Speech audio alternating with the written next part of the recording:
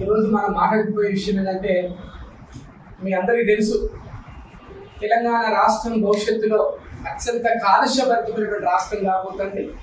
గత పాలకులు ఎవరు డబ్బులు ఇస్తే వాళ్ళకి మద్దతుగా నిలిచారు. ఇప్పుడు వచ్చిన తెలంగాణ రాష్ట్ర ప్రభుత్వం గౌరవ ముఖ్యమంత్రి మనందరం కలిసి పనిచేసిన అన్న రేవంత్ రెడ్డి గారి పరిపాలనలో ఆయన మొన్న మధ్య ఇంటర్వ్యూలలో చెప్తా ఉన్నారు. ఏం చెప్తా ఉన్నారు? ప్రకృతి నాకు సహకరిస్తుంది అంటాడు ఆయన. ప్రకృతి సహకరిస్తుంటే ప్రకృతిని కాపాడాలి కదా.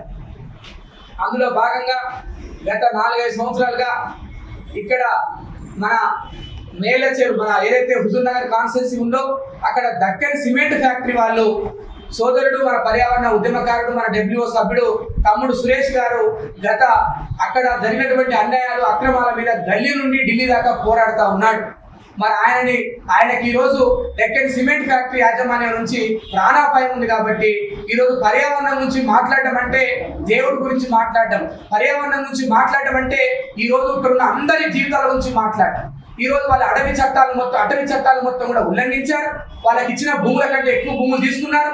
అదేవిధంగా ఈరోజు ఎంత కాలుష్యం వెళ్తున్నా కూడా కాలుష్య నియంత్రణ మండలి అటవీ అధికారులు మొత్తం కూడా డబ్బులు తీసుకొని వాళ్ళకి ఏ విధమైనటువంటి అనుమతులు లేకపోయినా కూడా మొత్తం కూడా రాంగ్ రిపోర్ట్ ఇచ్చేశారు. ఈరోజు నేషనల్ గ్రీన్ ట్రిబ్యునల్ మనందరికీ తెలుసు కాలుష్య సమస్యలన్నిటి కూడా ఈ భారతదేశంలో 1986 యాక్ట్ ప్రకారంగా చెన్నై కేంద్రంగా ఈరోజు నేషనల్ గ్రీన్ ట్రిబ్యునల్లో మనందరం కూడా కేసులు వేసి ఈ పర్యావరణ అటవీ చట్టాన్ని మనం కాపాడుకోవాల్సిన బాధ్యత మనందరి మీద ఉంది. తమ్ముడు సురేష్ గారు అదేవిధంగా ఇక్కడ ల్యాండ్ కోల్పోయినటువంటి తమ్ముడు అంటే దక్కన్ సిమెంట్స్ యాజమాన్యాల నుంచి సైదులు గారు తన భూమిని కోల్పోయాడు. ఈరోజు ఆ భూములు ఏమంటే వాళ్ళ మీద దాడులు చేస్తా ఉన్నారు. ఎందుకంటే సామాన్య ప్రజల వెనుక అధికార యంత్రాంగం ఎప్పుడు ఉండదు. మీకు తెలుసు, మనందరికీ తెలుసు.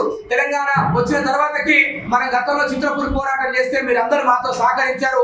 ఈరోజు వాళ్ళంతా పోయి జైల్లో చిప్పకూడు తింటా ఉన్నారు. ఆయన ఏం చెప్పాడు? అనిల్ గారు నన్ను దేవుడు కూడా ఏం బీకలేడు అన్నాడు.